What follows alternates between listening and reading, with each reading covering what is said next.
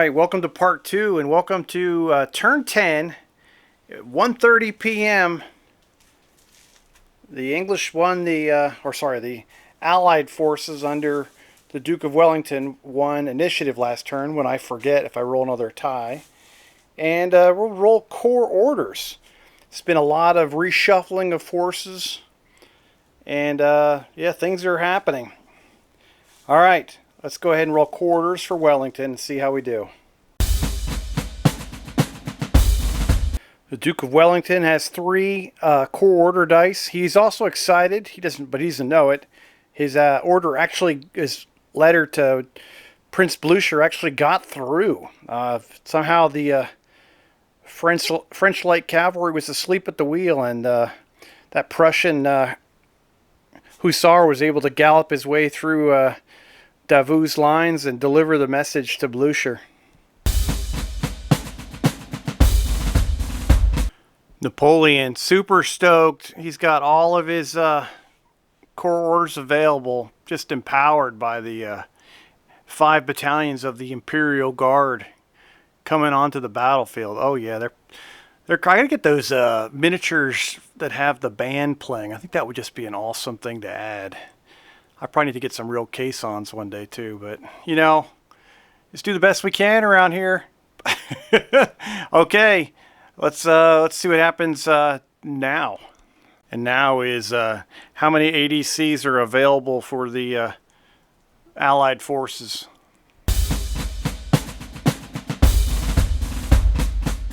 Four for Picton and 4 for Uxbridge. It's I seem to do 4s a lot. That seems to be my average. All right, here comes Picton and Ney. Just in case you forgot from the last game, Wellington is out of C&C orders. He used his last one for Chief of Staff to reorganize his lines. He was getting ready to buckle in multiple places and needed the extra ADCs just to move stuff around. And mission accomplished. And that's what we got. Napoleon still has 2 ADCs left. He has rolled 2 double 6s on initiative and gained 2 additional ADCs. Ney gets 6, and Soult gets 5. So the French, the Italians, the Prussians, the Bavarians, or the Polish and the Bavarians are clicking. They're doing all right. Okay, let's go on and place ADCs, and then we'll see who's active and who is gone to sleep. I spoke with Scott last night, and I've misread a rule about artillery assault for, well, the entire time I played GDA. I thought only 1 brigade could use an artillery assault at a time. It's 1 battery per brigade, but for the Corps Artillery Reserve or the Corps Artillery Brigade, you can use a caisson to use 1 artillery assault to fire both batteries. Just to say I'm ready to do some serious decimation. So stand by for a lot more artillery assault now that I actually have the rule right. I also got glory wrong. I've gone back and forth getting that right and wrong throughout my GDA2 career. It does not add a extra die for the charge, but it does in the hand-to-hand, the melee at the end. So just in case you're watching and you're learning, I don't want to steer you wrong. I don't mind steering myself wrong, but I got people like Scott and Dom and Alex and anybody else that's played this game a lot more than I have, to keep me straight. So thought I'd try to not be part of the problem. How about that? All right, so there's 2 quick little fortune cookies for you from the basement. And yeah, all right, here we go. So I'll go back to placing ADCs. Just to celebrate, I got the rule right. The Frenchies are going nuts with artillery assault. 2nd Brigade and 7th Brigade are going artillery assault with rerolls each. So that gets you 6, which takes up all of Ney's stuff. Over here, Soult does the exact same thing, using artillery assault on 3rd Brigade and artillery assault with a reroll on 1st Brigade. And the big thing for them is if the cavalry chooses to charge, they can fire supportive fire while these guys are transitioning to squares, and they can just hammer down on the British cavalry as they charge in, British and Prussian, excuse me, cavalry as they charge in on the French line. Wellington's going to invest in a lot of rerolls because he's got a lot of, I'm going to back up here, the zoom, sorry. A lot of brigades from that moving around the lines. These guys are whipped or in retreat status. So if the brigade falters, they're going to take casualties, or the chance of at least. So try to mitigate that. We've got Savinovich has got a staff off or an ABC reroll. What's his name over here? Von Steinmetz with his 3 remaining battalions. He's got a reroll. We do have a forwards and an ADC on a Von Kopp, trying to re-get after they kind of halted out there. They know what they want to do now, even though they've seen the cannons zooming in on them. They're going to probably try to charge. We've also got a skirmish tasking without a reroll on Mitchell. We've got a skirmish tasking on Maitland, but he's bold. I've also got a ADC reroll on Stedman to try to, because he has 3 or 4 retreated battalions as well. And then we've got a Pack as a bold brigadier, so he'll kind of pack his own. So a lot of recovery for the British and their allies. Also, and then basically to buy some room, a cavalry charge right through the gut. So that's some good stuff. Napoleon's going to play his red quarter dice to give an ADC reroll to the 3rd Brigade's 8-pounders. And Wellington's going to do the same thing for Mitchell to give him an ADC reroll for his skirmish tasking for 4th Brigade. All right, see how the forces under Ney's command do or active or not. All right, baby, hang on. Oh, yeah. Having all those bold brigadiers pays off. He's got 3 of them under his command, Ney. He's got Campy over here with the Polish. He's got Husson with the 9th Leger, and now Friant comes in under Ney's preview too. So he's got all the bold brigadiers. Soult is feeling sad. Sorry, buddy. You got the Grand Battery, so which isn't so grand anymore. Got sliced in half. Okay, that's it. Let's go on to Soult, since we're speaking about him.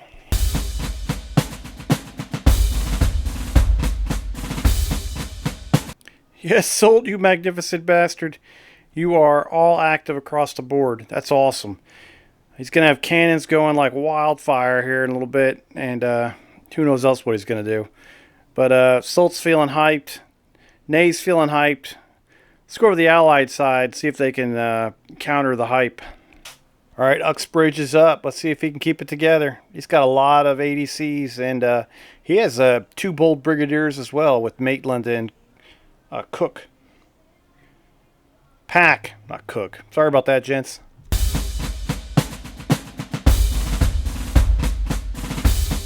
Well, despite his best efforts, Stedman still finds a way to go hesitant, even with everybody talking to him. 4 of his 4 battalions all take 4d6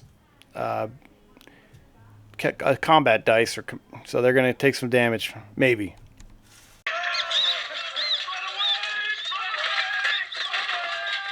All right, with them being hesitant and just having some just command issues, a couple guys from each battalion just take off running and disappear.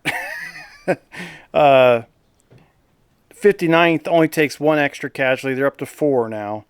Hanoverians, I think they were still kind of shocked that they did so well in their hand-to-hand with the Polish, and a couple other guys had mental breakdowns. They lost 3 guys. They take off for the woods. They're up to 7 casualties. Each of these battalions, the 30th and the 45th, excuse me, both take 2, and they're up to 2 casualties, and they're up to 3. So no bueno going hesitant when you've got a retreat status.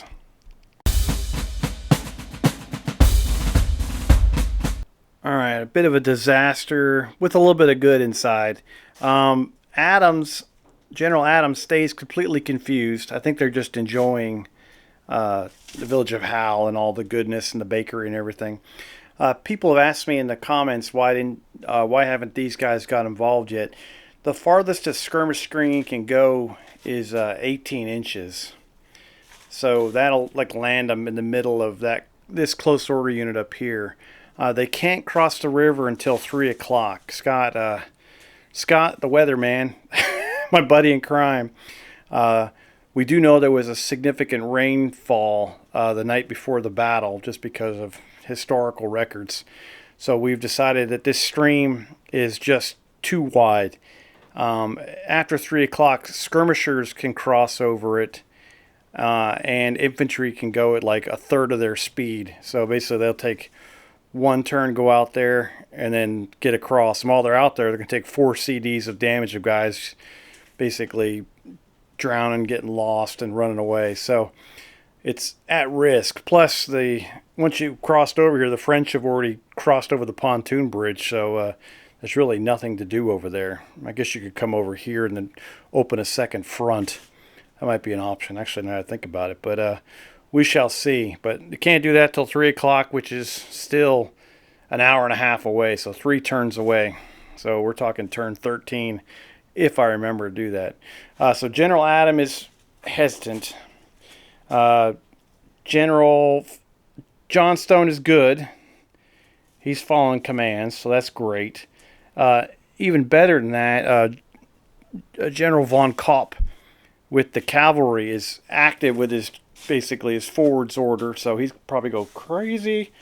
So that's great. Von Steinmetz passed, so his guys will not obliterate themselves. I'll get rid of all these retreat tokens. Also, Savinovich passes his orders. He's active, so he can get rid of all of this stuff, so they'll take no more casualties. And then, unfortunately, I think it was, Halkett, who is in this area here. He's the second line, so at least the British did have both second line brigades with Adam and with, General Adam might be the third line. Both go hesitant. So, but that will cause a -1 to Napoleon's, Wellington's morale, or initiative. I'll get it right one of these days. Boom! And there's Ney, man. Charging forward like there's no tomorrow. Come get some, baby! He's crazy. He's cuckoo for Cocoa Puffs. He needs some cavalry to command. That's it.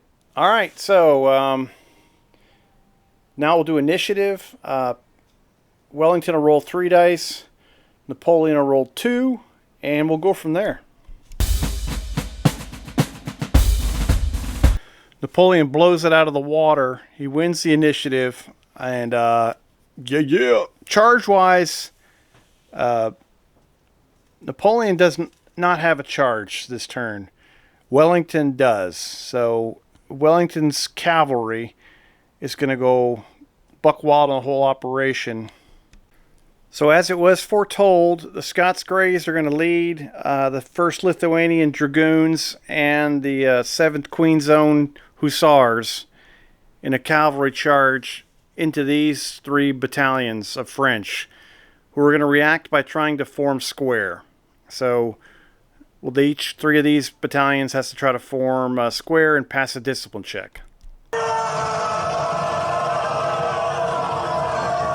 In an epic moment that'll go down in history, the Scots Greys lunge forward and try to charge down French squares. 3 squares have formed successfully. They've brought their skirmishers inside their squares. They've also got these other squares over here. They're going to fire at them. And then probably French artillery is going to fire at the Queen's Own Hussars and just mutilate them. Good luck. Hope this works out for you. But it's beautiful. All right, Scots Greys, they're unstoppable. They deserve some kind of medal for this insane old courage. Look at these guys. Oh my God, they're awesome. Yeah. Here we go. Here's the head-on view of this nightmare. Oh, wow. See if these French hold up. I don't think they can shoot because they form square, but these other squares can all fire. I think we get a couple CDs blasting off at the Brits and the Prussians as they come charging in. The rules say only artillery could fire during this reaction if they are in canister range. So they're going to have to wait till the artillery firing phase to do anything about, and they won't be able to attack the Scots because they're, well, let's see where they are at the end of this. They could be in Gibraltar by the time it gets done. If they get their butts kicked, they might retreat out of range. Von Kopp's either going to get a medal or he's about to get relieved of command and shot in the back of the head. Alright, the cavalry's elite and has 2 supports, so they're going to get 3 rerolls. The square doesn't get crap. It will be 1 CD will come in off this one square to the side here against the Scots Greys as they come in. So I'll roll that and then we'll do the attack. Alright, that square over there hits the Scots Greys on their way in, and now we'll do the charge.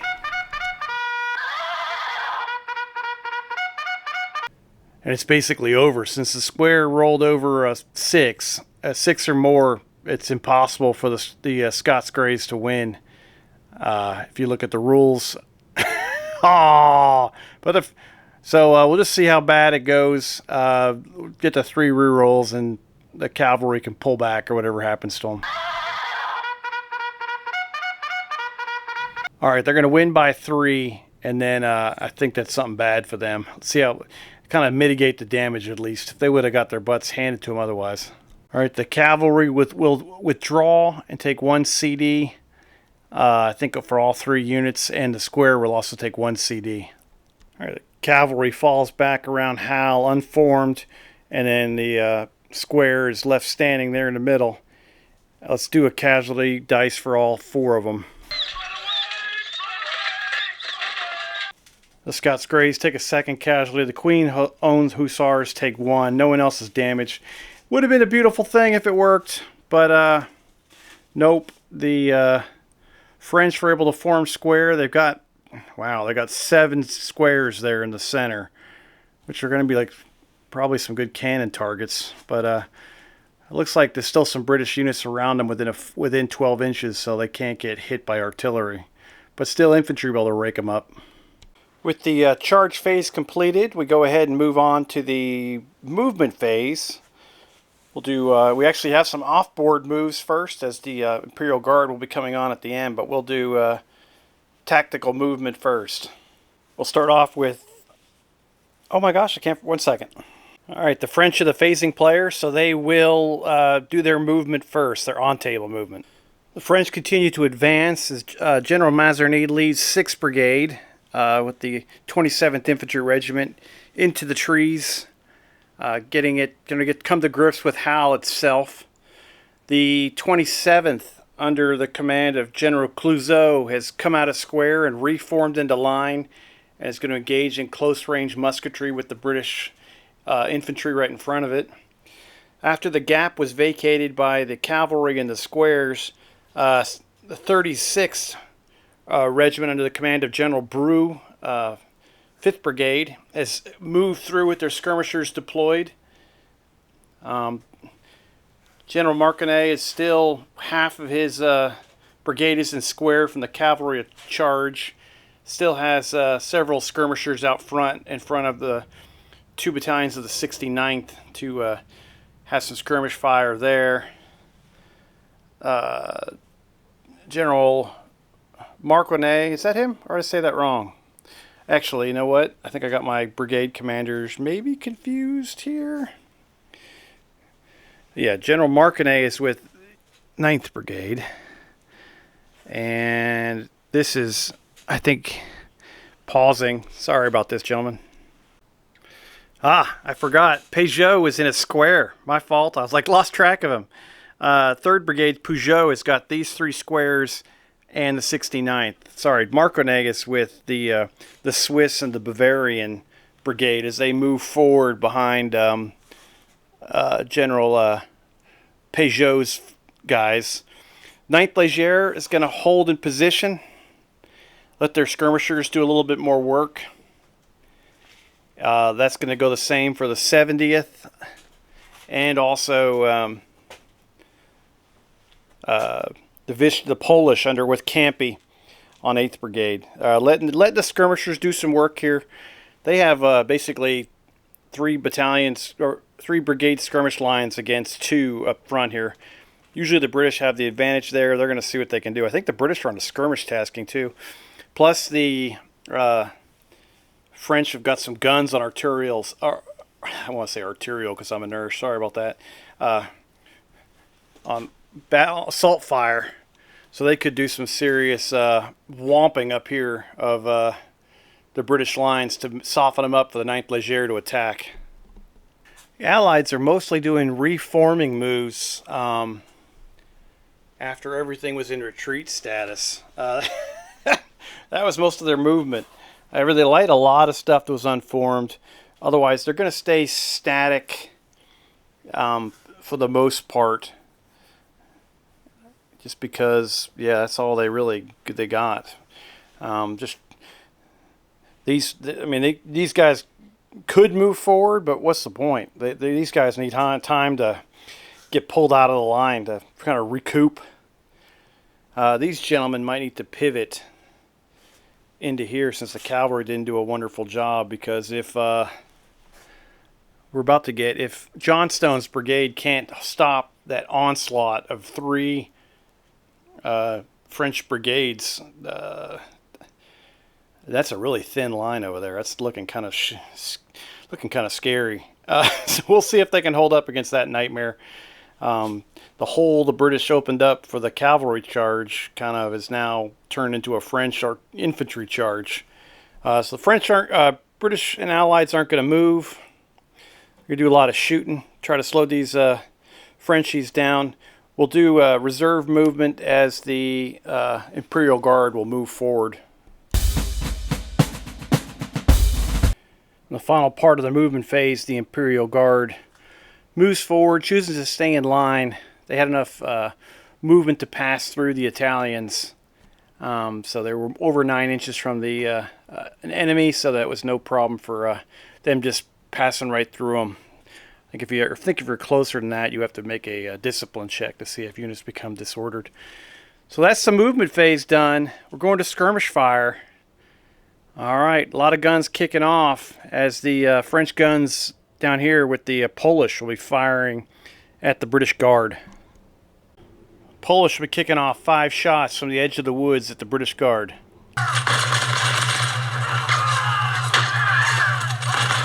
They kill one of their skirmish bases off because they already had 2 casualties. They got 2 more in that one, so they have 1 extra casualty, and we move on to the next skirmish line from that center French brigade.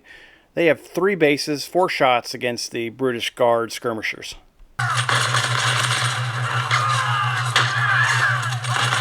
They inflict another casualty onto the Guard skirmish line. They're up to 2 casualties. Go over to the 9th Leger with their 5 skirmish bases firing into the skirmish line from the 4th Brigade. Yeah, these guys are basically elite shooters. So 5 bases, it goes up to 6, up to 7 shots. They're veterans, 6 shots. They do 2 casualties to them. I got to get that 1 picked up there because that just takes them to 3, and they blow away a skirmish base, leaving that brigade with 3 bases left in their skirmish line. Personally, I think it's kind of neat. You get these like ebb and flows where like originally, the original attack began, and we got a lot of skirmish fire. And those guys kind of got blown away and whittled down, and then they've cycled in the second line now, possibly the third line, and you get another, almost a restart of hostilities as you get, you've got refreshed skirmish basers out front blasting away, and see who wins the skirmish battle. I'm sure a lot of you guys thought of that a long time ago, but I'm a little late to the party. All right, this skirmish line from the French. They had 2 of their bases had to move into the squares when the cavalry charged, but they did leave 3 bases out that weren't getting charged in front of this these last 2 line battalions in line. So 3 bases firing at this skirmish line from 2nd Brigade under Stewart, be 4 shots. A skirmish line from the 2nd Brigade takes 1 more casualty. They're up to 2 now. That finishes that firing. Now we've got this new skirmish line running in here from this brigade, charging through the gap. They have 4 bases. They'll literally be firing into the 9th Regiment from Norfolk with 5 shots. That raises the 9th to 5 casualties. Now we've got this skirmish line in here in the woods firing at the 28th. We already have 6 casualties. They're worn. They're getting sick of firing at these skirmishers. But the 28th is in the woods with them, so they'll get 1 less shot. The French still have 4 bases left, so they'll get 4 shots at the 28th. The 28th's up to 7 casualties. This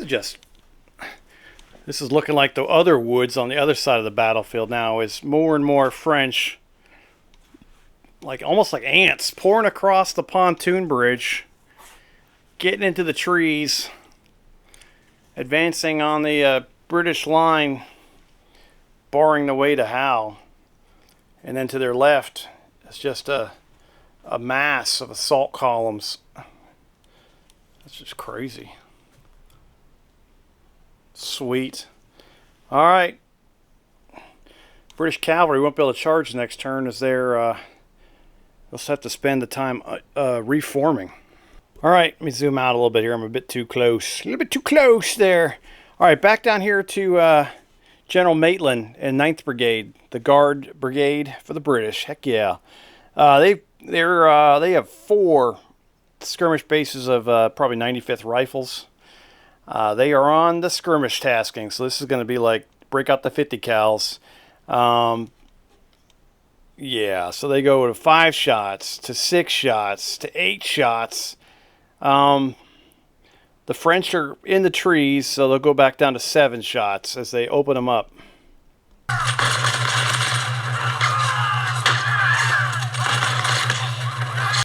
They fire straight ahead into the skirmish line of the 70th, putting 2 casualties and then forcing a discipline check on those 3 remaining guys in the skirmish line. Oh, the French love it. They can taste victory. All right, they passed that discipline check like you wouldn't believe. Going on to the next line of skirmishers for the British, we're going to General Mitchell's 4th Brigade. He has 3 bases left, firing at the 9th Léger in the trees. So that'll be 4 shots. I just remembered the skirmish tasking, so that'll be 6 shots from those gentlemen. 9th Léger already had 1 casualty on them, so they go up to 2 now from that less than awesome shooting from the British skirmishers. Should have done better than that. All right. This General Stewart in 2nd Brigade does not have a skirmish tasking, but he does have 5 bases of 95th Rifles unloading into the French skirmish line, just trying to put them, who already have 2 casualties, trying to knock some guys out of here. So that is 7 shots. They inflict 2 casualties on that skirmish line that already had 2. They lose a base and keep 1 additional casualty. So they're down to 4 bases, but they still have 2 bases stuck inside an infantry square. All right, that ends the skirmish fire. We'll go on to artillery fire. And something Scott taught me, with the rules that I didn't teach. Well, I guess he did teach me. I didn't know. If you're firing overhead, you can't fire if there's the direction of there's a unit 12 in front of you, or if it's 12 inches from the target. So this could make it a bit more fun for artillery shooting. So there's nothing in effective range for these guns. This guy is going to fire a weak volley at the British gun on the hill. These guys are on assault fire, so they can fire it however they want to. They're going to fire at the Scots Greys over there at long range with an inferior blast, but with all kinds of extra CDs that will go into the Prussians as well. The inferior volley, or the pathetic volley, whatever you want to call it, has no effect on the British 9-pounders on the hill. Here comes the long-range assault fire against the horses. Very ineffective blast from those French guns. If that was like 8 or 10 guns, you know, just only like one of them got through and hit somebody.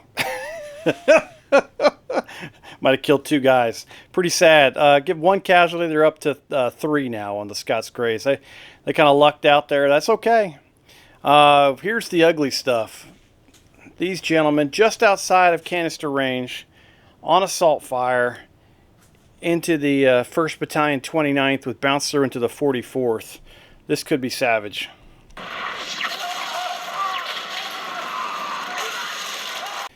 That definitely could have been a lot worse, but still, 6 casualties is 6 casualties.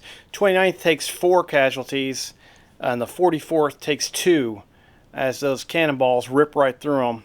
Oh, that hurt. The other French gun over there can't shoot, so they're done. I got to look at the British guns now. None of the British guns can shoot because there's friendly targets within 12 inches of all their stuff. Well, these guys could fire at over the ridge. At the long range, at the enemy artillery. I was very saddened by the fact that this mega battery here, I was going to have them just blast away, but I was like, boom, about right in front of them. That was about 10 inches in front of them. They're about 3 inches in front of them. So they are all, they've gone silent. The British need to advance to create space for the the British guns to open fire. They're cooling off. But, these 2 batteries will fire, counter battery, will get 1 weak and 1 inferior blast. They'll fire at the Imperial Guard gun on the left. The French have just pushed in and made the British artillery a non-factor. Oh, terrible. I wish Scott would have told me those rules. I hate the rules. I'm just kidding. It's really actually pretty cool. Scott was telling me how, you know, he's an artillery guy, or was. Well, I guess when they say once you're a Marine, you're always a Marine. So I guess once you're an artillery guy, you're always an artillery guy. But he said there's nothing more disheartening the only thing more disheartening to get hit by the enemy artillery fire is being hit by your own artillery. Thankfully, I never experienced that. I think the worst I've ever had was one of the Cobra helicopters, gunships, like over the was firing overhead of me and spraying down hot brass on me, which kind of sucked. But that's nothing compared to being hit by 155 millimeter shells or 12-pound iron balls going at Mach 2 through my chest. They are able to inflict 2 casualties on them. They had 7. I'm going to take them up to 9 now. All right, volley fire time. 3rd Battalion, 27th, firing into the Queen Zone. They still have a fire discipline marker on them, but they didn't move in the turn, so they've recovered their fire discipline. And we'll do a blast from these gentlemen into them and see what they can do. A clutch volley from the French, putting 3 casualties, inflicting a discipline check on the 2nd Queen Zone. They've been the glue holding the British left together. They are now worn. They're going to need a 8 to stick around or become unformed. These boys are bossing up whenever they can. They choked a little bit just with fire discipline, but they've got to be getting tired. They've been fighting for a while here. All right, so to finish it up, we got the French don't have any other volleys from infantry. So the 2nd Queen Zone will shoot a inferior volley with a extra die for drilled into the French. And then the 28th will fire an absolute crap volley of 1 die with an extra die for being drilled. Oh, I should have taken the fire discipline away. And now here comes the 28th firing at the skirmish line. That's no effect. Oh, it's getting kind of stupid over here. It's definitely cooled off a little bit, but I don't think it's going to last very long, as the French of Napoleon has moved his boys into position to begin the second wave of this attack. But definitely coming through these trees is going to be some cuckoo for Cocoa Puff stuff. And the guard is here now to, if when things go wrong, you can the Imperial Guard will slam into somebody. So we'll see what happens in turn 11 at I think it's 1 o'clock, right? All right, that's great. I hope you're hanging in there. This was the first turn of part 2. More to come. All right, see you in a minute.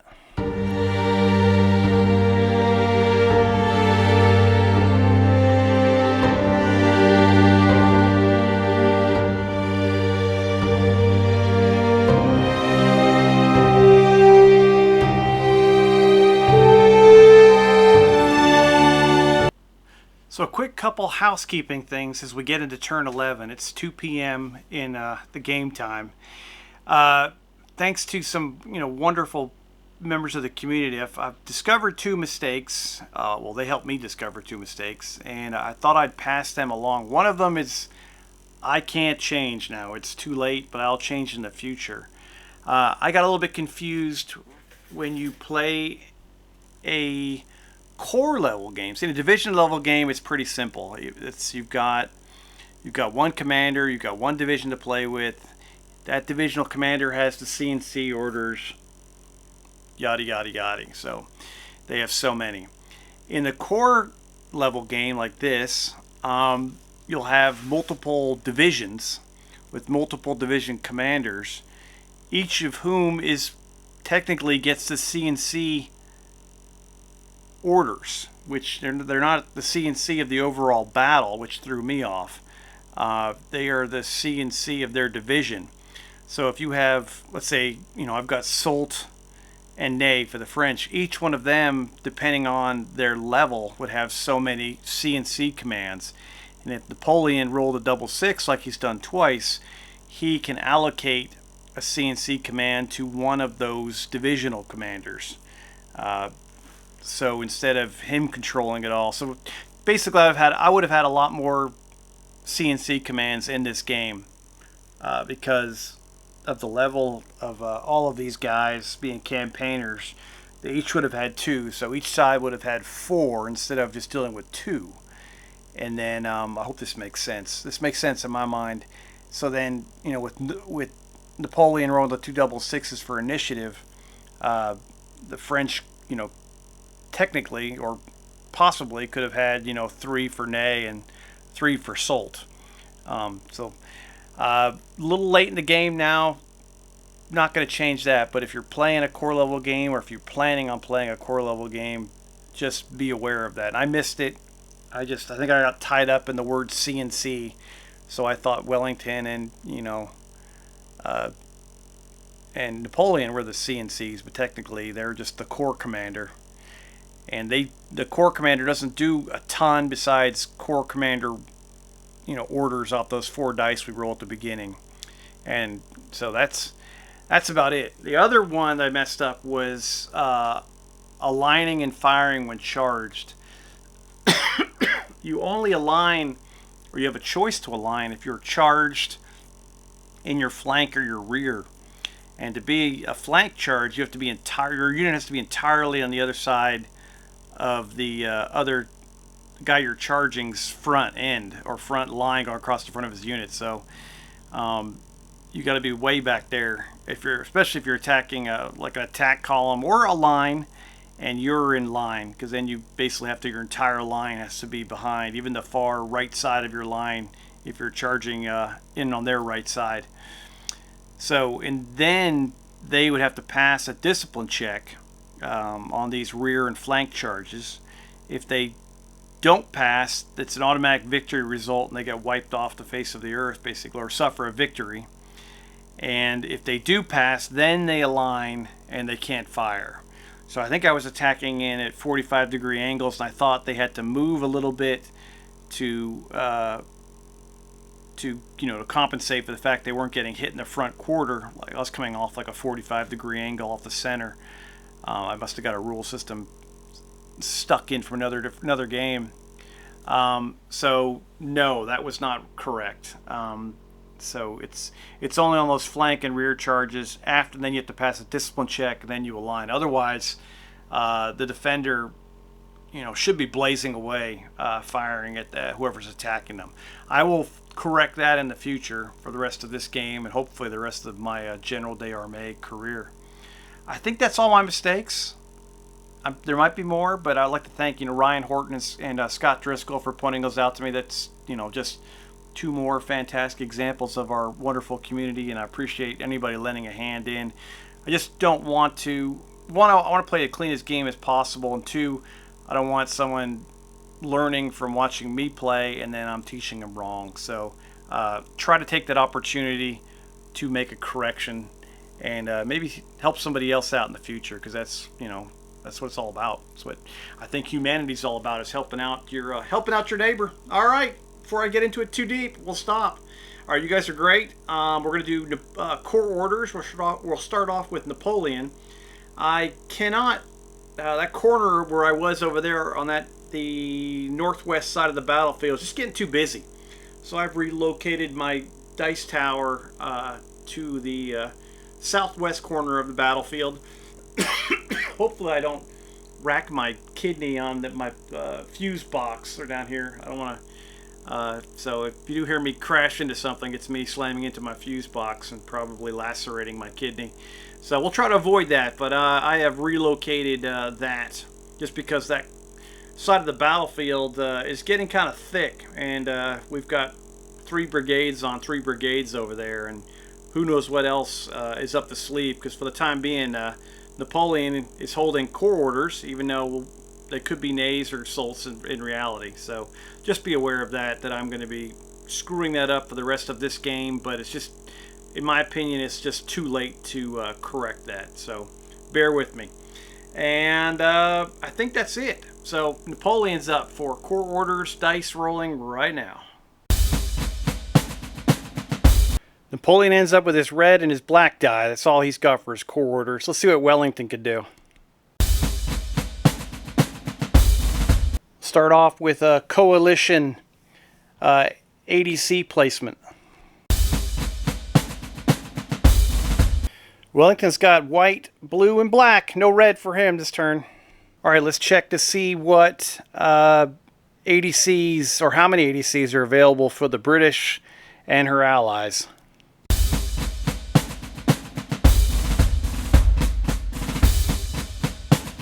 All right, there you get 5 and 5 for Uxbridge and for Picton. All right, let's check French availability of ADCs.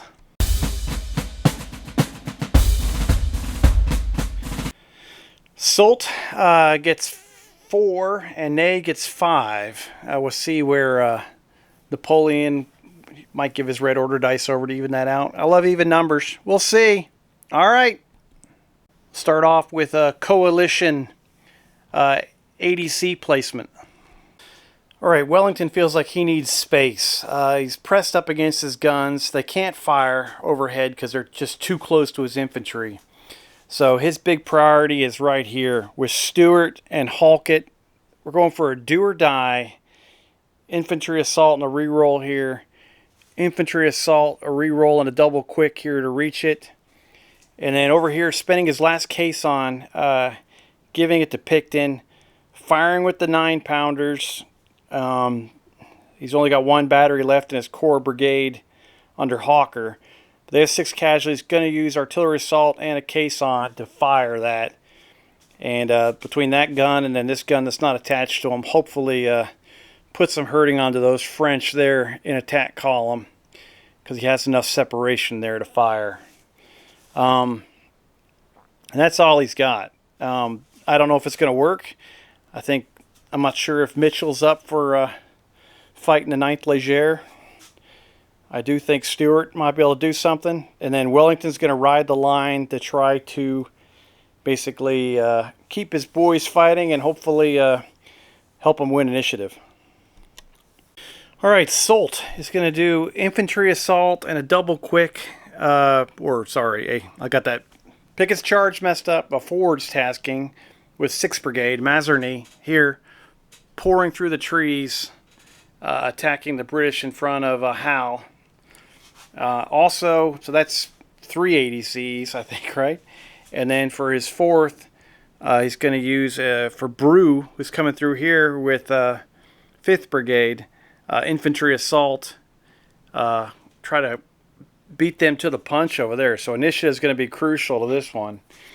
Napoleon, there was 6 ADCs. Well, Ney had 5. Napoleon gave him his red die, so he's got 6. So 2 of them are going to be used for a CNC command, which I would say would be used by Napoleon, but technically it's used by Ney, which will be the flank attack. Scott Driscoll called this one early, before the battle even started. Cavalry brigade arriving on the left in the reserve movement phase. Hopefully I'll get it all right, but they will arrive over there. It'll be the heavy cavalry brigade of the French, the cuirassiers, the carbineers, and the guard. Oh gosh, the Imperial Guard cavalry as well. I always forget what the heck they're called, and I'm sorry about that. You guys can all write it in the comments and laugh at me because I'm just having I'm so excited I can't remember it now. And then also infantry assault. And a reroll here for these gentlemen from the 70th Regiment under the command of Grenier. Also, the last 2 ADCs are both skirmish tasking on the Polish and on the 9th Léger to continue to soften up the Allied line in front of them. All right, let's see who's active and who's on vacation. We'll start with the Allied forces.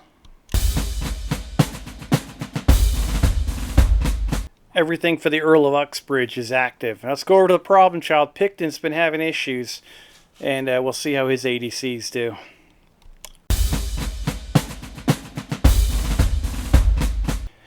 And for the 3rd turn in a row, General Adam goes hesitant, but Wellington is riding the line, so he gets that 1 brigade and reverses that immediately. So everything is active for the coalition. Awesome.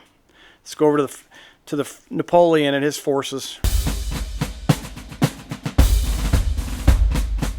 All right, Soult was going to have Brew do an infantry assault into those British troops there, but Brew is the only brigade commander over here that goes hesitant. Now we'll go over to Ney.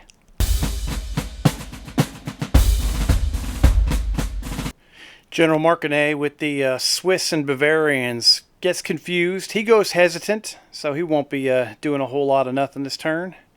And that'll be it. Does he have any artillery with him? I don't know if he does or not. He does not. Okay, so Napoleon has 1 hesitant brigade in each division, so that's no negative for him. And Wellington has got everybody active, so he's on 2 dice 2 for initiative. So it'll be 2 on 2. Let's do that now. Wellington decides to punt and get a double 1. Napoleon retains initiative. Oh boy, it's time for charges. Let's see what we got going on here. All right, the 70th under Grenier is going to go in against the British Guard in a softening up action. Get them all prepped up for the attack of the 9th Léger and the Polish. They're going to use themselves as a human sacrifice. They're going in, dispersing all the skirmishers, and boom. Before the charge goes in, the British skirmishers, 4 bases of British rifles, can fire on them as they come in. So that'll be 5 shots because of the cover of them against the 70th.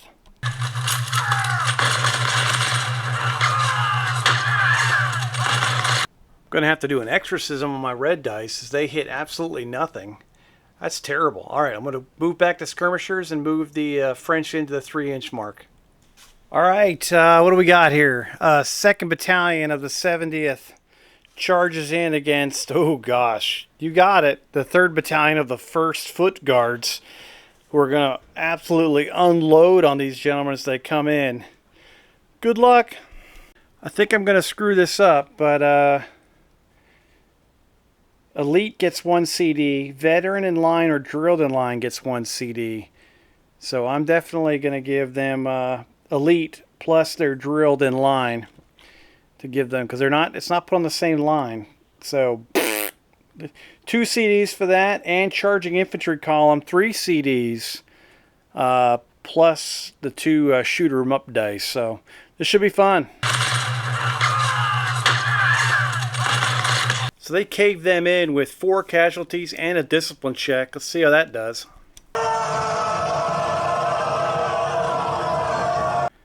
They pass a discipline check, so they're going to take a little bit of I think they're rolling 3 dice because they took over 3 casualties on the way in. The guards have 2 supports plus their elite, so they gain 3 supports. The French have 3 supports themselves. The guard will be rolling 2 dice, 2d6 to start. The French rolling 3d6, taking the lowest 2.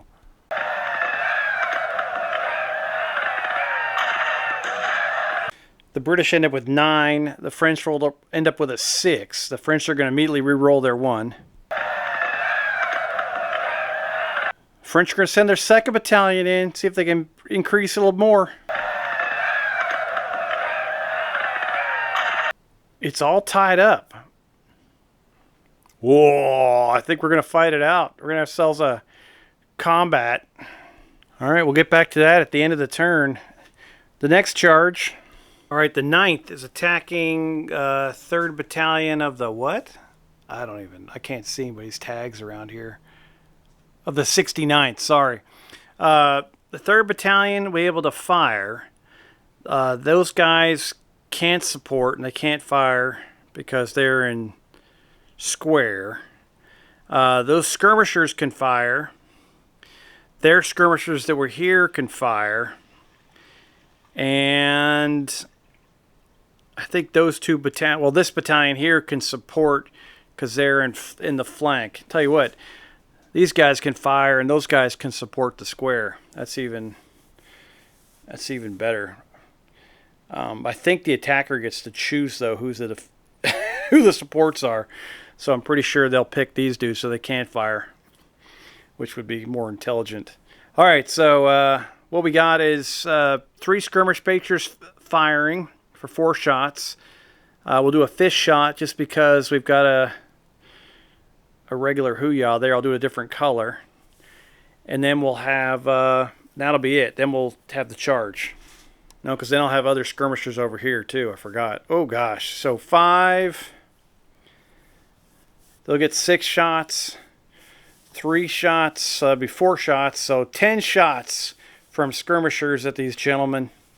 And then 1 shot from the square. Pretty cruddy shooting. They're only able to inflict 2 casualties on those gentlemen as they come running in. The 9th is up to 7 casualties now, so they are, what's it called? They are worn because they're over 6. The Brits will have 2 supports. The French will only have 1. All right, it's a 6 versus 7 right now. The English have a 4 and a 2, or the British, sorry. They'll re-roll their 2. Try to beat that.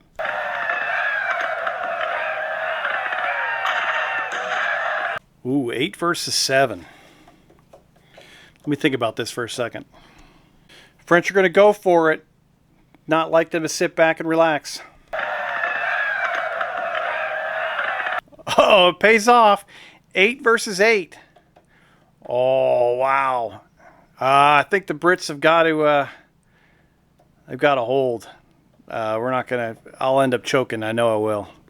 The red dice have been cold. All right, it'll be an even fight. We'll do hand-to-hand. Go with that later. And in the final charge of the turn, General Mitchell will lead in 4th Brigade against the 9th Léger, which I'm sure will go fantastically well. Let's see what their forwards move gets them.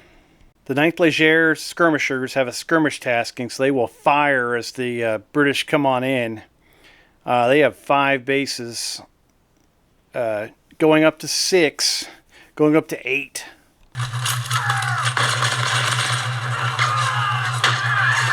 Doing 2 casualties and a skirmisher on the advancing British line. Oh, 2 casualties and a discipline check. It is the 23rd leading the charge into the 3rd Battalion of the 9th. So they're going that direction right there.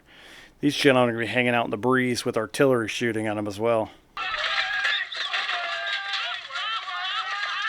All right, the Brits have gone in and made room a little bit for the rest of the forces to at least be able to fire artillery pieces.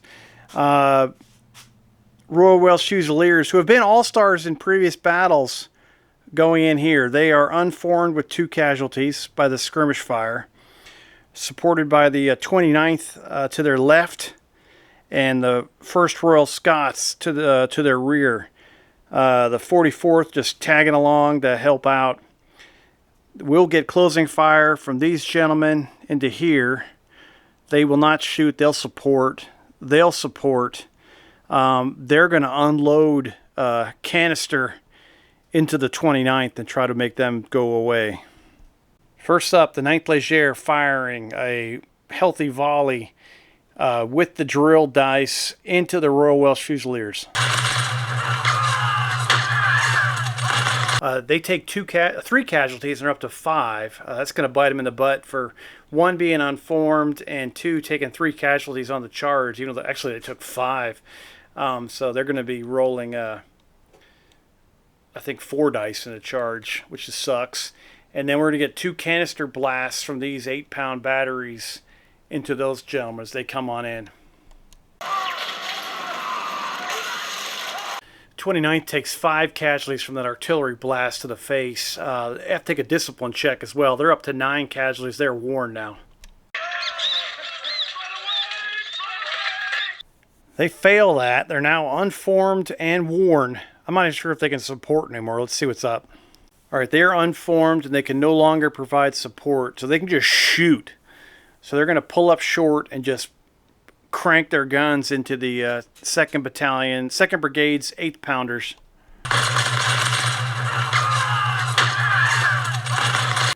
That weak volley has no effect at all on the guns. Now we'll get the charge. The British will now have 1 support. Yeah. And also the French are a higher class too as being veterans, so they'll get an extra 1 for that. So it's a 7 versus a 3 for the British. The British are going to re-roll their 1 with their 1 support. They're up to 5. The French are going to try to beat their 3 with their 3 re-rolls. They attempt to puff out their chests and go, "We're better than you are. We eat more cheese," and that fails miserably as they lower their attack strength with a 2 instead of a 3. 1st Battalion, 9th, tries to come in and support them and does absolutely no impact. All that's left is the 4th Battalion, what they can do.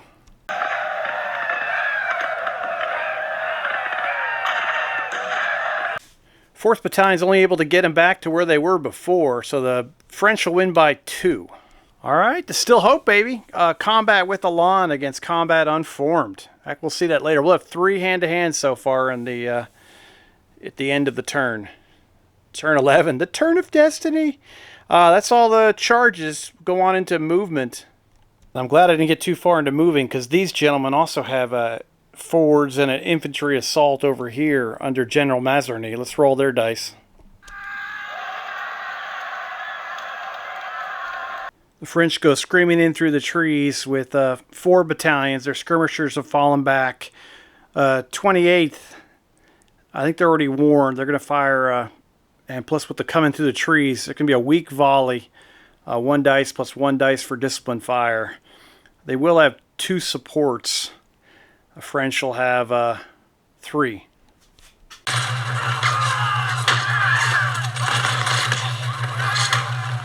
The British volley will have no effect as the French come crashing through the trees into their lines. Oh, here we go, hand-to-hand time. British are on 3 dice because they're worn, I think. Let me make sure. They might have 5 casualties. No, they have 7. They're going to be rolling 3 dice because they're worn.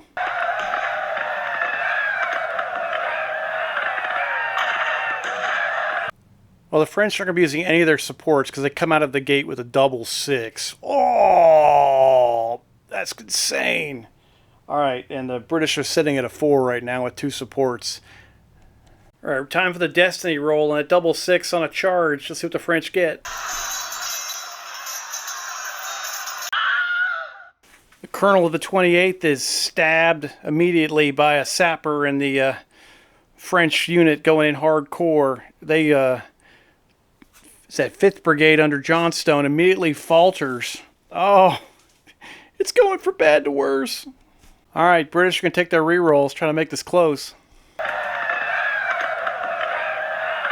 That's awesome. Their first support in there drives them up to a 9-12. British can take their other one, try to beat a 3. Oh, the 2nd Battalion in kind of stumbles into the 1st, and they lower them down to 8. The British will lose by 4. Oh, the 28th is pushed back here, retreats behind the Hanoverians. That's between the 2 parts of Halle on the road to Brussels. Their retreat status, these guys are unformed, these guys are unformed. Oop, bumped the church, sorry about that. 88th takes 1 CD, 27th takes 1 CD. The 28th takes 4 CDs. They have no casualties. They take 1. They take 1. They're up to 8. General Johnstone is right there with he's faltering. And the last part of the brigade is the 2nd Queen's Own all by themselves with 6 casualties, facing off against 3 French infantry brigades. I've never done that many charges in a turn. All right, so these guys charged. These guys are staying where they are because they're basically slamming into the 2nd. They're going to engage in close-range musketry. These gentlemen have already fired in support of the charge, so I don't think they can really move. At least their skirmishers can't because they took place in the charge. I don't know about that rule. If you do reactionary fire, can your battalion still move? Or your brigade?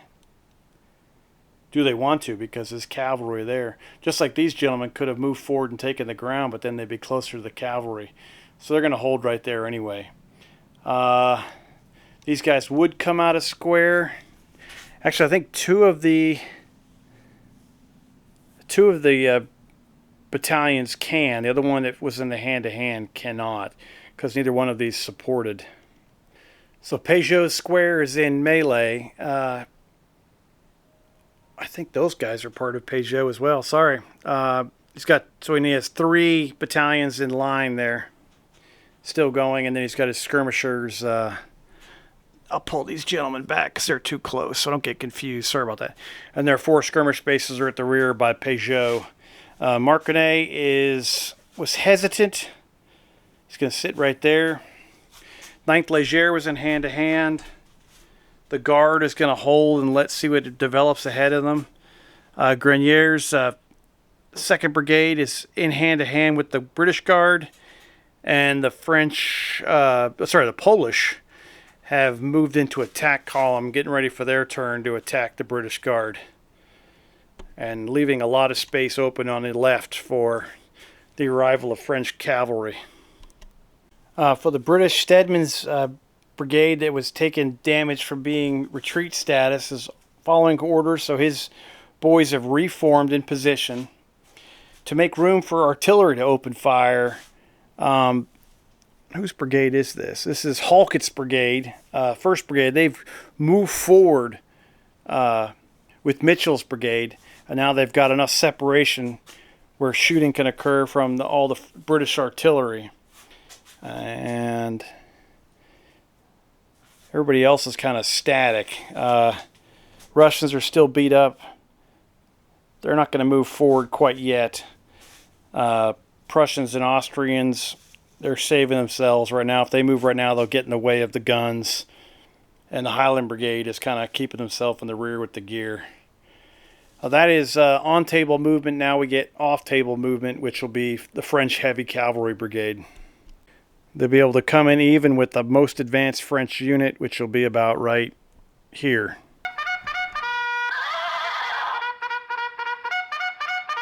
General Amiel brings them on. 11th Brigade, French Heavy Cavalry Brigade. They've got oh my gosh, they've got the, who do they got? Give me a minute here. I gotta stand up. Let my knees crack. They came in, they wheeled, they're in line, they're over 6 inches away from the enemy. Those for their qualification. We got the Grenadiers de Cheval of the Guard. We've got the Carbineers and the Cuirassiers. 4th Regiment of the Cuirassiers and the 2nd Regiment of Carbineers. Rolling in on the Guard's right. General Maitland is going to freak out in a minute here as the French lower the ultimate ambush that Scott told me to do before I even started the game. What a nightmare. Oh! Alright, that ends the movement phase. A lot of troops on the table. It's just not looking too good for the coalition. Things are starting to... Oh, I love this game. I love Napoleonics. All right, let's go on with skirmish shooting. Start over here with the Polish. 4 bases of skirmishers firing 5 shots at the British Guard. 1st Battalion, 1st Foot Guards takes 2 casualties from that skirmish fire. These skirmishers have already fired.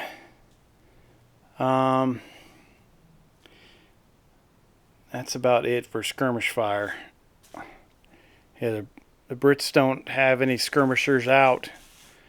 Everyone's melee and stuff. All right, going on to artillery. We got some gunfire going on. French have already fired 2 of their batteries. The Enduro battery. These 3 guns are all going to fire at the remaining 9-pounder, trying to falter another brigade.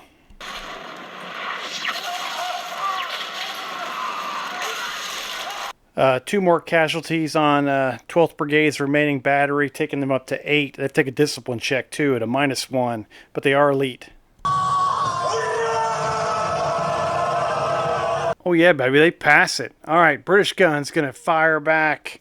They're gonna try to end Damon's existence and fire at his last battery. All right, these 2 guns are gonna fire at him. These guys are worn. And it's long range, so it's going to be 1 die for them, but 2 dice for the artillery assault. These guys are just going to fire an inferior barrage.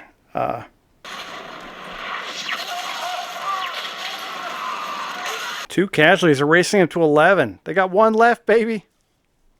These 3 guns are going to fire at the Swiss. They're over 12 inches from everybody else.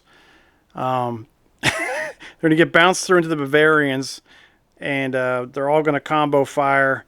It's outside of effective range, so they're going to be all long range shots.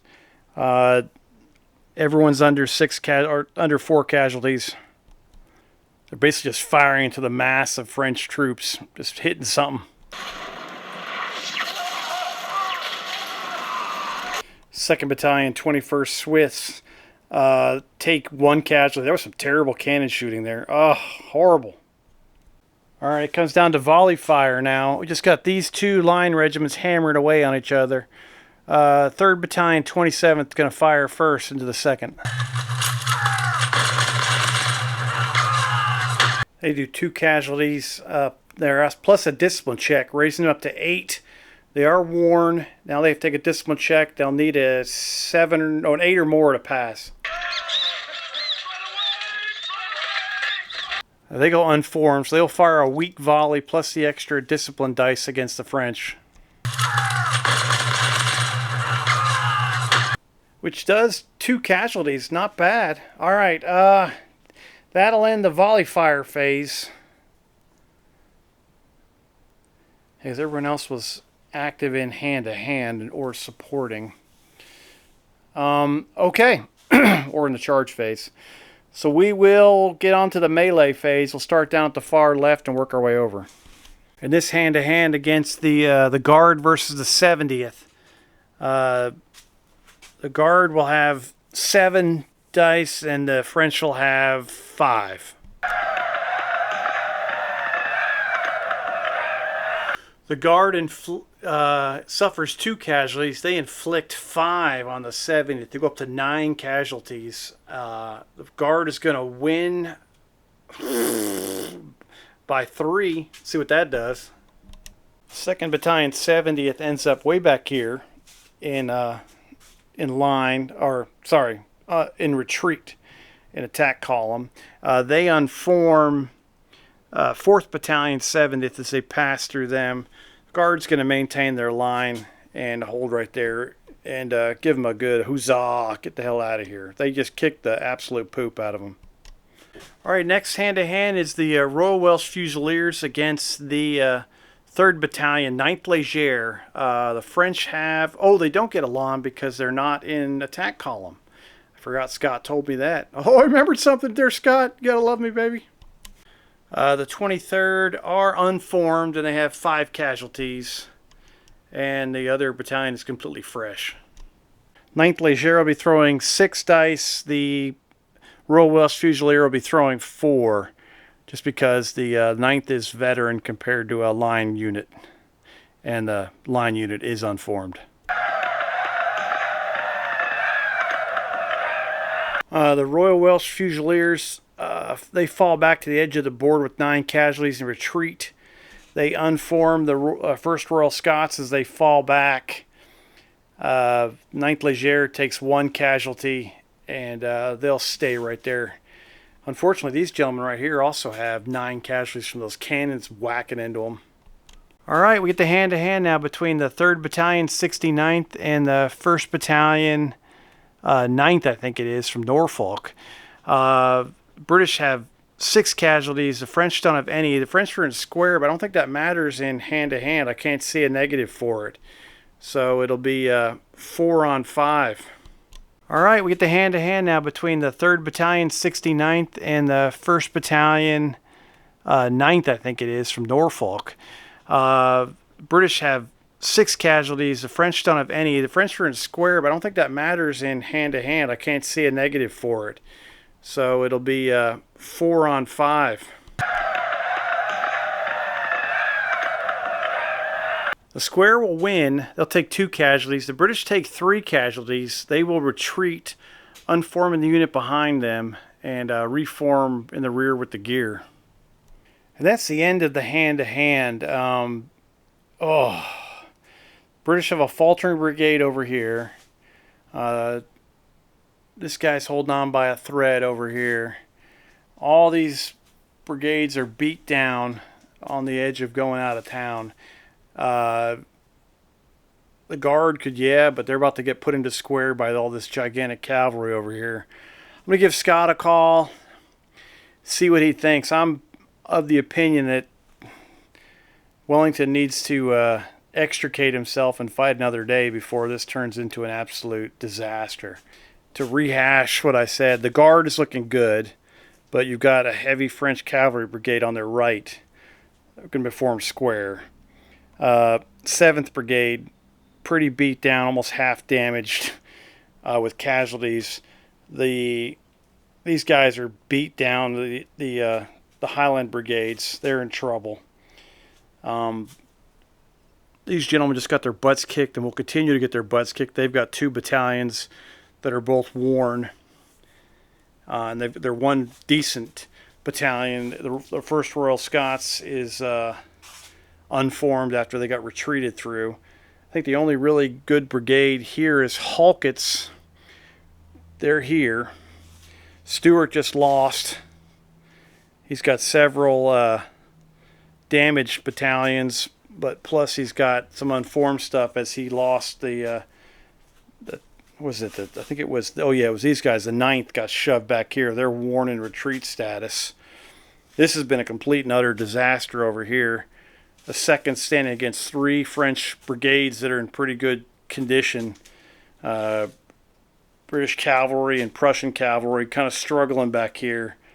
The guys in Halle have been a complete waste of time. This is what's left of Johnstone's brigade back here behind the Hanoverians, but they are faltering right now, so they could implode. And the French are just doing some pretty good stuff. And they still got a fresh Swiss and Bavarian. This other brigade coming through the trees is untouched. This brigade coming through here is untouched. The 9th Leger still looks really good. The Italians are beat down. The 70th, is it the 70th? They're hurting, but I almost sent them as a sacrificial lamb against the British Guard just to soften them up, to tenderize them for the 9th Leger, the Cavalry, and the Polish. And then the Imperial Guard is rolling in here. So I think things are just kind of clicking for the French right now. If it was a regular battle, I'd be seriously just keeping on fighting because there's still a lot of troops on the board, but it just doesn't feel like it's going really well. I still have a British Cavalry Brigade off table to cover a retreat. Plus I have one on table Cavalry Brigade of light cavalry for the Allies that's in pretty decent shape. So I don't know. We'll figure it out. I'll come back and wrap it up if that's it. And I'll turn over all my sheets to Scott, and we'll figure out what to do next. All right, you guys hang in there. It's going on to turn 12, and it's 2:30 p.m.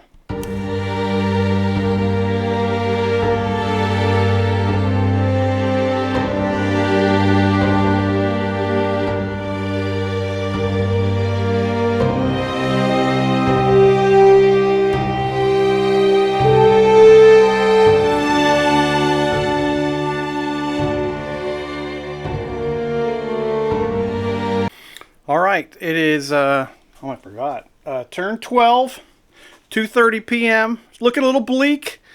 We're going to do Wellington's Corps Order dice. Wellington stays a cool customer in the face of a lot of problems, but he's still got all of his faculties with him. It's the joy of being a Catholic on Friday, eating some sushi from the grocery store. Love that Kroger. All right, time for Napoleon. See what he can do.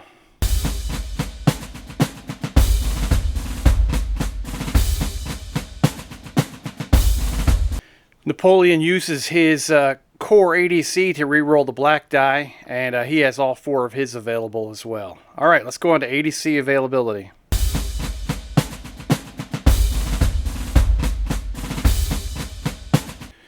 Picton and Uxbridge both get 3 ADCs each. Not the best outcome. Wellington's a bit sad. Let's see how Soult and Ney will do. Right now, Soult has 6, Ney has 5, but I only rolled 5 dice for Ney. We'll try that one more time.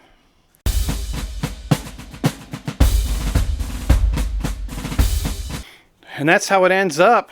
5 for Ney, 6 for Soult. Wellington is going to give his red dice to the Earl of Uxbridge because he has a faltering brigade. All right, we'll place allied ADCs now that the Earl of Uxbridge has 4.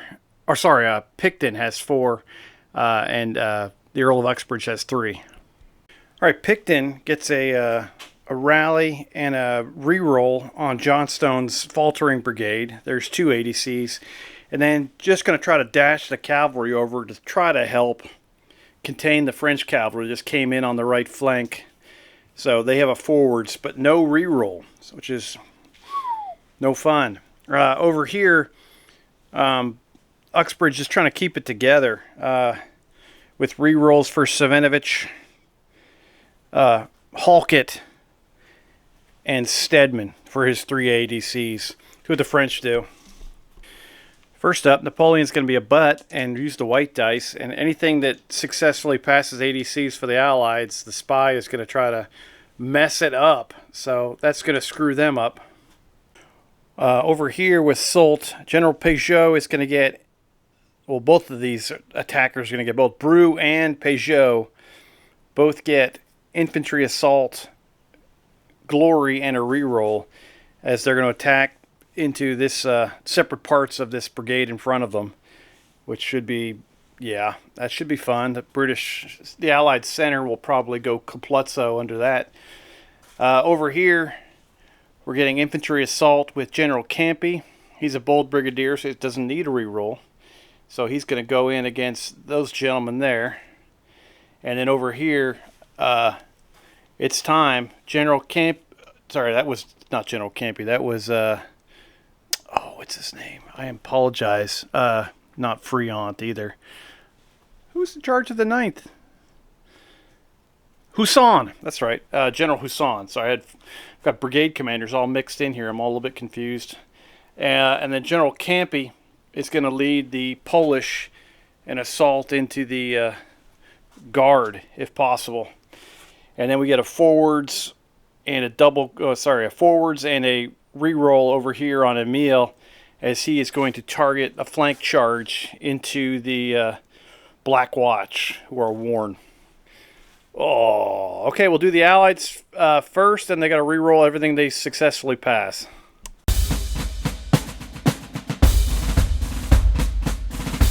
Unfortunately, he rolls a double 1 on Johnstone's brigade, so they get this Swakepu. Wow, I think he's going to lose. Yeah, he's going to lose a lot here. I think he's going to lose the whole everything. All right, the 28th that has 8 casualties. It's a retreating unit, so it disperses immediately. The 27th and the 88th. This 27th has 1 casualty. 88th is untouched, but both are unformed. They do a retreat move. They have no room to retreat, so they both leave the table. That's 3 brigades of the 4 gone. That immediately causes the second, the Queen Zone, that has 8 casualties. They would have taken 4 CDs and done a retreat move, and there's no room to form up behind them. So the entire brigade disperses. The brigade commander, General Johnstone, leaves the battlefield. General Picton loses an ADC. Well, that opens up a huge hole on the Allied left side. Oh, wow. And that wasn't good. Johnstone taking off. He's heading for Brussels. Not sure where the rest of the army's going, but that's where his 3,000 guys are going. Now we have to re-roll all the successful ADCs for Picton. You're seeing Johnstone flee, von Steinmetz and General Adam both go hesitant. General Adam has been hesitant the entire battle, and not making the King's German Legion look good at all. All right, now we'll go over to the Earl of Uxbridge. He'll have a reroll on his successful stuff too. So far, General Halkett has a hesitant. Now the rest of the brigades, the other 5, all made it. See if they can pass.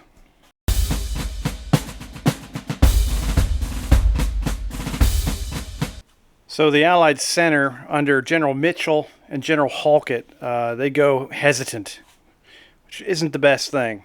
Oh, that's sad. Okay, let's see how the French can do. Soult is amped. He can't wait to get into Halle and steal whatever they got. He's going to be taking fillings out of people's teeth. He doesn't care. He wants that money.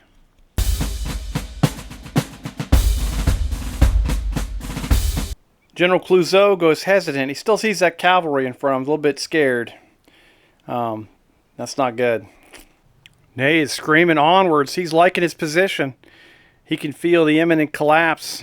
He's telling Napoleon to start writing that message to Davout that it's all good.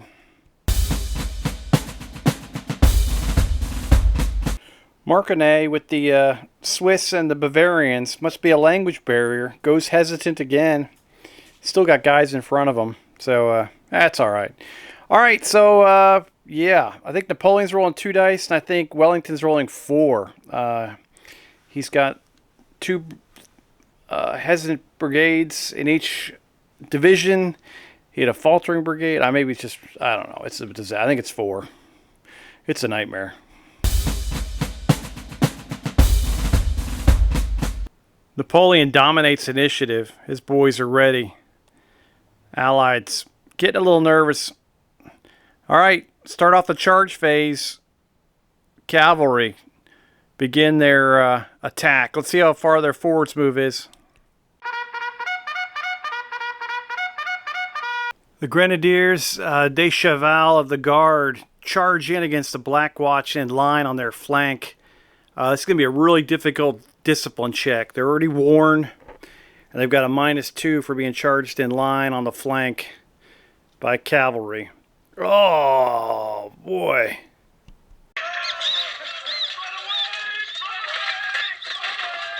They fail the discipline check. The French are going to pick the battalion behind them and their battalion to their left to be their supports. And I don't even know if these guys can even stand, or it's like an automatic victory. I gotta look real quick. All right, the Black Watch have 8 casualties, so they're worn. They now are unformed after failing that discipline check because they tried to form square but weren't able to. And now the cavalry slams into them, so we've got elite cavalry versus infantry in line. I think the Black Watch is going to be rolling 4d6 versus 2d6 with a whole lot of rerolls. The Highlanders will have 2 rerolls for their supports. The French have their elite, so they'll get 1 for being a higher troop grade, and they have 2 supports plus their formed cavalry against infantry in line gets another reroll, so they'll have 4.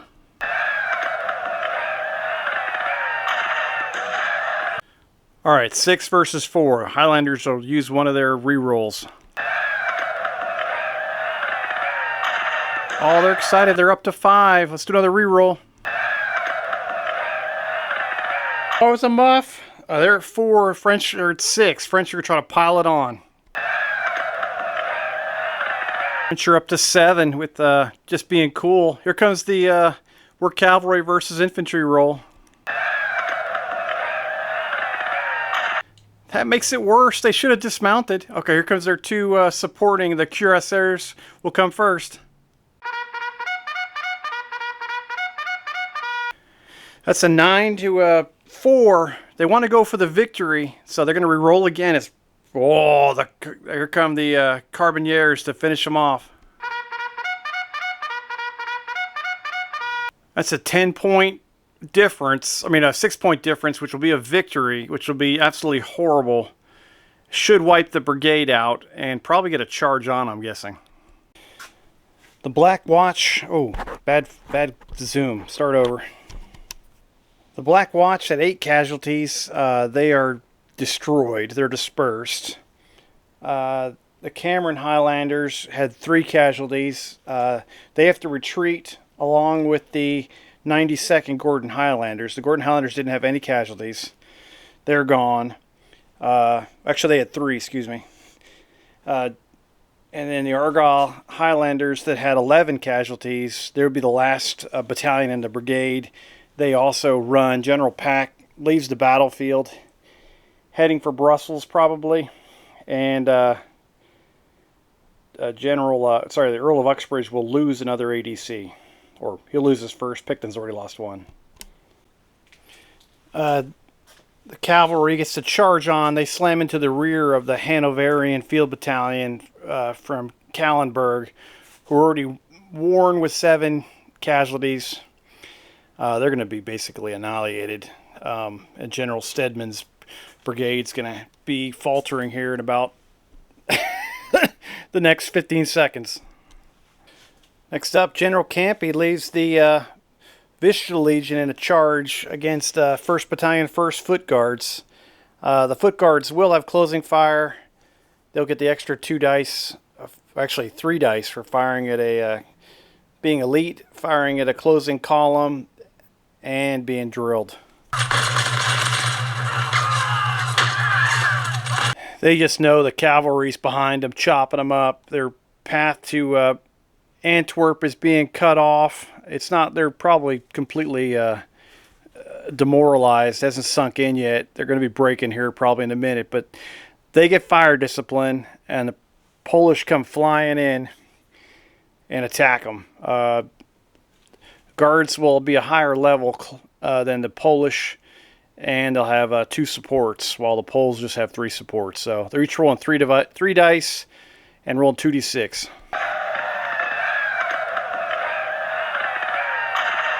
just goes from bad to worse over there as the Polish roll a double 6. We're going to roll in the Destiny table, and of course the Polish aren't going to use any rerolls. And the Guard is just going to try to get close with their 3. One of their battalion colonels is killed in the clash. One of the sappers from the Vistula Legion just puts an axe right through his head. The whole battalion, the whole brigade kind of just, he was a fan favorite. They just kind of collectively sigh and become, between that and the cavalry in their rear quarter, 2 French brigades hitting him at the same time. It's, still is no quitting the Guard. They're going to try to keep going. 12-7. All right, see if we can get any higher. Oh, it's a nightmare. 6-12. Got to beat it. And they are destroyed. Oh, it's a victory for the Polish. Oh. The lead unit will retreat and take 6 CDs of damage. The other 2 supporting battalions will both take 4 CDs, retreat. They can't retreat safely because there's French cavalry in their rear. So basically this turns into a rout. The Guard will rout. That'll basically just snap General Stedman's brigade in little pieces. They'll rout. It's just a complete and utter nightmare. Yeah, just like when the French Guard broke at Waterloo. That'll cause a cascading retreat of everything. These guys were all going to run anyway. The Russians were going to split. The Austrian Prussians were going to split. The cavalry is going to move up and try to support and try to cover the retreat, while the other cavalry brigade off table tries to come up and cover the retreat. But that's it. I'm going to call it. That's just turning, like, it's just gone from bad to horribly worse. So let's do a quick wrap up just for casualties and get all the information to Scott, then my final thoughts. So I'm not sure how many casualties they would have taken. The 1st Foot Guard was going to take 6 CDs on top of the 2 they already had. Then the 3rd Battalion, the Scots Guard, and the 3rd Battalion of the 1st Foot Guards, who had 2, were both going to take 4 CDs. The Coldstream Guard was untouched. The 45th had 3 casualties. The 59th had 4. This Kallenberg Field Battalion had 7, but they were about to get completely destroyed by French heavy cavalry. 30th had 2 casualties. 84th had 2. The 4th was untouched. The 87th was untouched. Up front, the Scots Guards. I mean, the first Royal Scots were fine, just unformed. 9 casualties on the 29th. 2 on the 44th. None on the 3rd. None on the 35th. 1 on the 69th. None on the 32nd. 1 on the 40th. None on the King's Field Battalion, the Duke of York's Field Battalion from Ossenbrook. And then going back here to the horrible lands, 34th Austrian had 6. The 7th Prussian had 6. The 10th Prussian had 3. The 9th had 10. The Russian Infantry Regiment from Tobolsk had 9. Moscow Grenadiers and the Tarnopol Infantry Regiment were both untouched. Sembrinsk Russians had 11. The Azov Regiment had 7. I think the 23rd, I mentioned them, they had 9. Cavalry across the back here. The 6th Brigades had 3 casualties. 1st Brigades had 1. 4th Brigade had 1. Moving into the cavalry, the Queen's Own Hussars had 1. Scots Greys had 3. The Lithuanian Hussars had 0. General Adams' brigade of Prussians and Hanoverians was untouched. And that was kind of a shame. KGL usually gets blown to hell, so at least they deserve a break. They're going to be fresh and so clean for the next battle. Going into the 105th, they were untouched under Mazarin. General Clouseau, the 3rd Battalion of the 105th, had 6.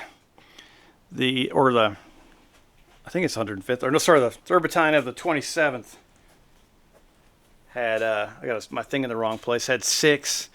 The 27th had 5. The 1st Battalion of the 27th. The 2nd Battalion of the 27th had 6. And the 4th Battalion of the 27th had 2. General Bru's brigade was untouched, so the 36th was all fine. 3rd Battalion of the 69th had 2. And the 5th Battalion and the 1st Battalion were both untouched. So was the 2nd and the 4th, which is kind of lucky. Over here for General Marconnet, the 2nd Battalion, the 21st Swiss, had 1 casualty. Both Bavarian units never saw combat. 7th Brigade's artillery had 1 casualty. 3rd Battalion of the 9th Léger had 1. And that's it. The rest of the 9th Léger was untouched. The entire Guard was untouched. Getting into the 70th, 2nd Battalion had 9 casualties. This is 4th Battalion had 3. 1st Battalion had 4. And I think this one up there. And then 3rd Battalion had 1. For the Prussians, the Polish are a bit beat up. 1st Battalion, 1st Vistula Legion had 8. The Polish Duchy of Warsaw unit, they weren't touched at all. 2nd Battalion, 1st Regiment of the Vistula Legion had 3, and then 1st Battalion of the 2nd had none themselves. So, and then the cavalry was untouched over here. So I'll get that all recorded, and wow. Hey everyone, wow. I hope you enjoyed that battle. I really enjoyed the heck out of it, and I learned a ton. Besides when I first read the book, this was probably the game of GDA2 that I learned the most about the rules, and corrected a couple things that I'd been doing wrong. And it's great when you can play a more clean game, because I'm sure, like me, a lot of you guys watch videos to pick up how to play a game on top of the reading. It just kind of reinforces it. So you definitely don't want to put a product out there that's completely out of touch with the actual the rule set. So a big advantage that I had this time was being able to reach out to Scott Driscoll during turns, after turns, during editing, and he was a fantastic resource for me, probably a fantastic resource for anybody that wants to learn this game. Plus, usually I do a one big battle, kind of taking a page out of his playbook. I did 2 separate battles, so I got some great feedback from the community, and I also learned a couple things there, which was fantastic. And my aligning the charges, I got that, and from Ryan Horton, and there was a few other things that I'm sorry I can't remember everybody else that helped me out, but you guys are all wonderful. You know you are.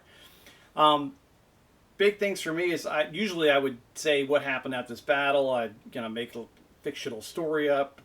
Maybe it's not really too realistic, and we go on another battle at some point.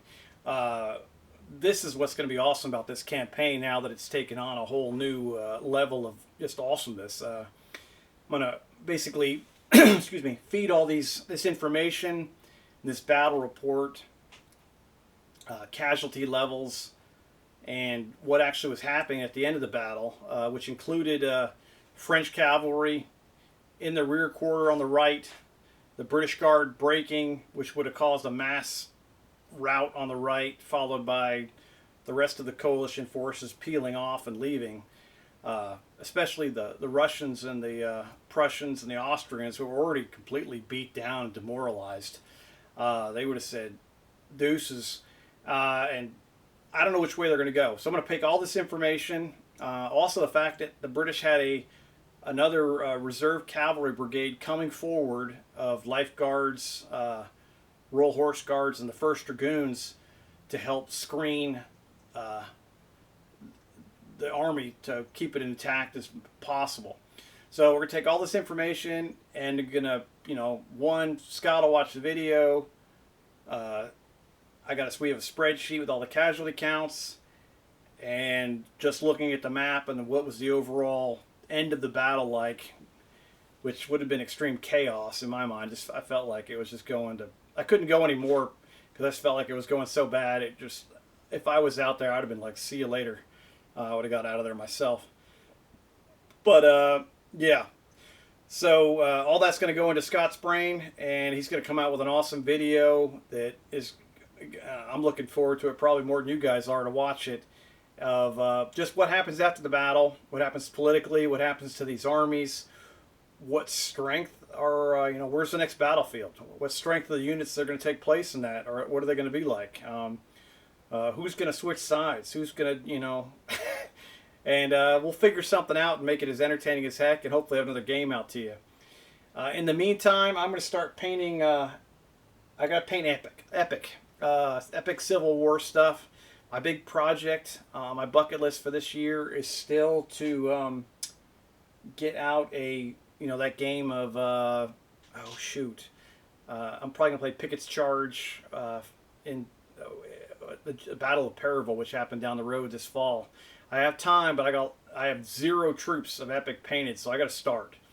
That'll also help me with the painting challenge I'm in through the Plastic Crack podcast. It's a great community too. If you aren't part of that, go to their Facebook page or watch their every Monday night podcast. It's fantastic. Scott and I will be working on the next series of stuff that's coming out after this, because I'm just in love with GDA2, and if I'm in love with it, he's just insanely infatuated with it because he's into it even more than I am, which is saying a lot. And also want to get out another game of Midgard Heroic Battles, which is just awesome. So I can have that as a reward for myself after I get some of these epic guys painted up. I really need the community support. I've never painted anything besides 28 millimeters, so I did a little couple. I don't count the 6mm guys from Bacchus I painted because I only did like a handful, and that's not. They deserve more justice. I will get back to them at some point. They're over here in my little bucket of shame. But yeah, so I need to get motivated. I need to get into a rhythm. I need to start painting these guys. I need to have large output of epic, and I'd like to have enough guys to do a very decent sized Union force right now. No cavalry yet, but just want to get a ton of infantry out. And at some point, Scott and I are going to do a Civil War thing too. He says he has even more Civil War miniatures, American Civil War miniatures, than he has Napoleonics, which is saying a lot. So I think this is the only way I can even get close to getting a good sized army. My 28mm Civil War guys, I couldn't imagine painting millions of them. I think this route with Epic is going to be the way to do it, and I can do smaller scale battles using my 28 stuff, which is still my favorite scale, and using Perry Miniatures, which is my favorite manufacturer. All right, so that's all I got. Sorry to turn into a bit of a ramble. The game was phenomenal. Any Napoleonic game is awesome, and I'm just really looking forward to continuing this collaboration with Scott, continuing this fictional 1815 campaign, continuing whatever else he wants to work on. I'm down with it. So cool. I hope you enjoyed this. It's going to get it out Friday, so you guys can enjoy the weekend. If you haven't seen the other videos in this series, check them out, because I did a lot of battles beforehand.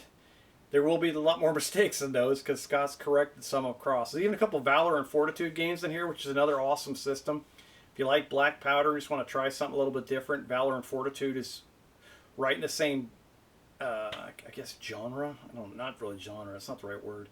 They're very similar, just with a different spin on it. But they're both phenomenal systems. A bit more card-driven with Valor and Fortitude a little bit. But that was made by the Perry brothers and I forgot the other guy that did it with them. I think it was Jervis Johnson, maybe? I can't remember. I'm sorry. I'm still new in the community, so I don't know everything. Some of you guys know a lot more than I do. Well, 99% of you guys know more than I do. And that's it. So have a great weekend. Hope you like this. Check out Check Your Leader TV. Scott's always pushing Battlefield accessories. I need to get more of their stuff. I use their counters. I just don't have enough of them because my army's grown too big. But their shipping was insane, and their products are insane. The fact that they got here, I ordered like one thing from California, and the same day I ordered something from Australia from Battlefield Accessories, and I got the Battlefield Accessories stuff faster. It's Battlefield Accessories and Charlie Foxtrot miniatures are like, I don't think they're really in the countries they're in. I think they're right down the road from me because it's like, I know it's international shipping, but I get the stuff in like 10 minutes. So it's nuts. Only guy that beats them for my shipping is the Sprue dude because he lives right down the road. He literally does, and just north of Louisville. So that's all I got. You guys are great. Enjoy your hobby. Enjoy whatever you're doing, and have a fantastic weekend. Thanks for everything you guys do. You're awesome. All right, see ya. Bye.